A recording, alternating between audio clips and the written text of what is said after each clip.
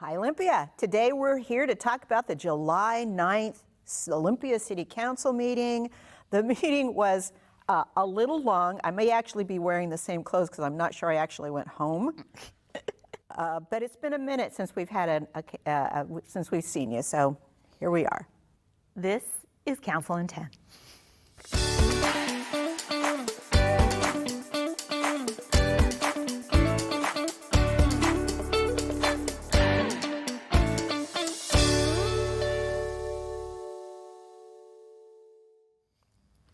For the record, I'm Kellie Purse-Brossett. And I'm Susan Grisham. If this is your first time joining us, Council in 10 is our attempt to recap for you everything that happened at the council meeting that happened the night before, or a few minutes before, because it feels like it was just right now, all in under 10 minutes. Think of it as a bite-sized council meeting. So it was a long meeting if you haven't caught that hit yet. So let's get right into it. Susan, hit the button. Okay, so we started with roll call. Everyone was present. There were no announcements. The agenda was approved. So we moved right on to special recognition, and it was a proclamation recognizing Muslim American Heritage Month. So council members read a proclamation recognizing that, and then one of our social justice and equity commissioners, Dr. Amna Kazi, came up and talked a little bit about the significance of Muslim American Heritage Month to Olympia and really Washington in general. And then a wonderful group of representation of our Muslim community came up and spoke to the importance of it. People traveled. We had folks who were traveling down I-5 and stuck in traffic and made it at the last minute. It was kind of a nail biter for a second. Pretty special, yeah. Yeah, it was a really special moment. You could tell it was incredibly meaningful. Yeah, right. And I thought it was really interesting, the diversity of the local Islamic community. They pointed out that there were about 40 ethnicities that are represented in the local Islamic Center, which is really pretty cool, and that diversity is our strength, of course. Yes. Well, and it was really wonderful to see Dr. Kazi, who is Muslim, and Mayor Payne, who is Jewish, came together to work on this and really show a united front against hatred. Right, and it was, I think the mayor put it great when he said, despite the rhetoric out in the world, they refuse to be enemies. Yes. Yeah, pretty cool. And then we moved on to the, public comment. And then we had public comment. And we had quite a few people. We had probably close to 25 public commenters.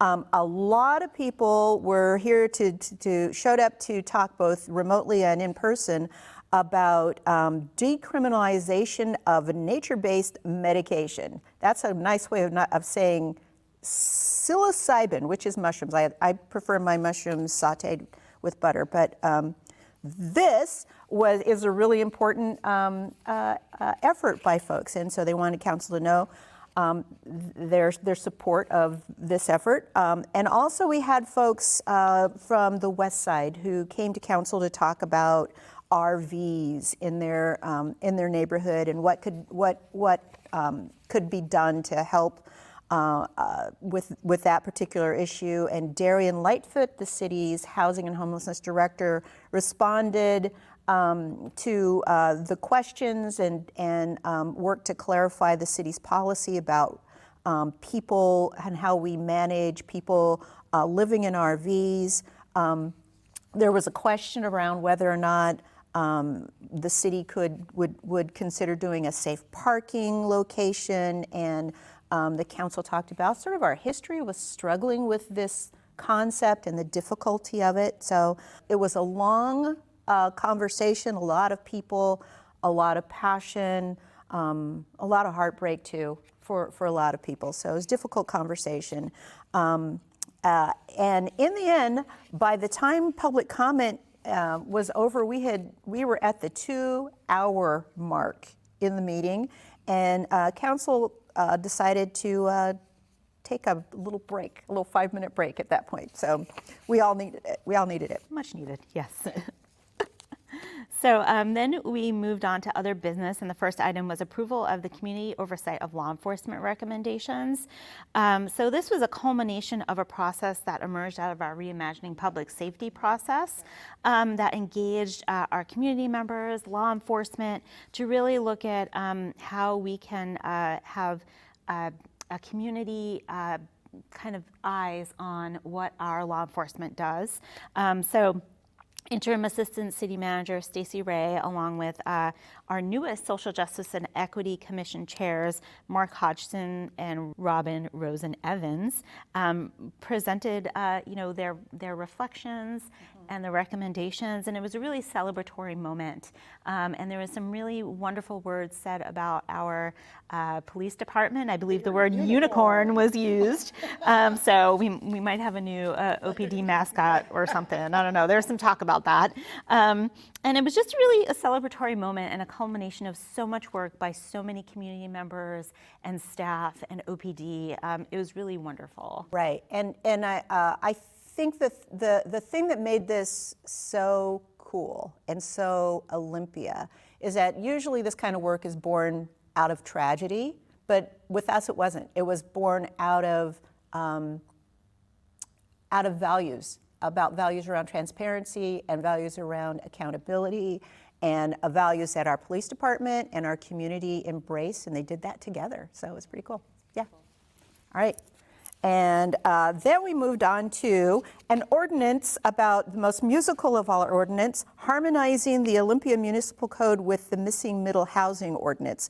Our missing middle had a really complicated path that resulted in discrepancies between a bunch of codes related to housing. So the missing middle ordinance was instated, then invalidated, we went to court and it was reinstated, and in the meantime there were shifts in codes. So this is all about bringing it together so everything hums, harmonizes. That is actually a legal term. It is not us being flowery. So phase 2 of this whole thing is implementing the state's RCW around this same issues around missing middle and housing, and making sure that those two harmonize. So, and then finally, council considered the approval of the Capitol Mall Triangle sub-area plan, and this is a plan that our CP&D folks have been working on for the last 2 years. This sub-area planning is just sort of focused on the comprehensive plan and focusing on a particular area. And this one is on the west side around that triangle around the Capitol Mall. It's a policy and visioning document driven by the community. This one is particularly focused on supporting the businesses in that area, because as a regional shopping hub, because we know that's what's going on there, and also how we in the future facilitate density development there as well. So council had a lot of discussion about it, and they had a lot of changes even at this point. That will be, even though they voted for approval 6-1, there are going to be a lot of changes that are going to be coming up in the second reading of the ordinance. Yes. So one of those changes was changing the affordable housing density bonus from 100% to 30% affordable housing units, and a couple of other items that refer to specific areas, LU11 and LU12 and ED2. They're all deep in the planning language. Yes, planning language, so fun. Yes. Okay, and so we did get approval on first reading with amendments for second reading. And then we moved on to reports where council members are holding their reports till next week, because at this point we were nearing 9:30 and everyone was dog tired. Yes. And then City Manager Bernie quickly reported 2 events happening this weekend. On Saturday, the Fire Department and Hands-On Children's Museum will have their spectacular Fire Spectacular. And there will be a celebration of the newest Percival Landing plinths. And that is that. The weather's going to be good, so go to both of those things. Yes, and then we adjourned at 9:30. Boom. Boom.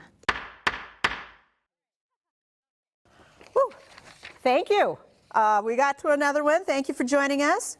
If you're watching us live, remember you can stay tuned for the full replay of this really long meeting. But it's interesting. So if you get some popcorn and hydrate, because it is pretty long. Or you can watch it and any of our programming on Oli TV3 live and on demand anytime, oliTV3.com. And if you want to come down to council and hang out with us in person, we're here most Tuesdays at 6 p.m. where it's a fun time. We'll save a seat for you. And with that, we are adjourned.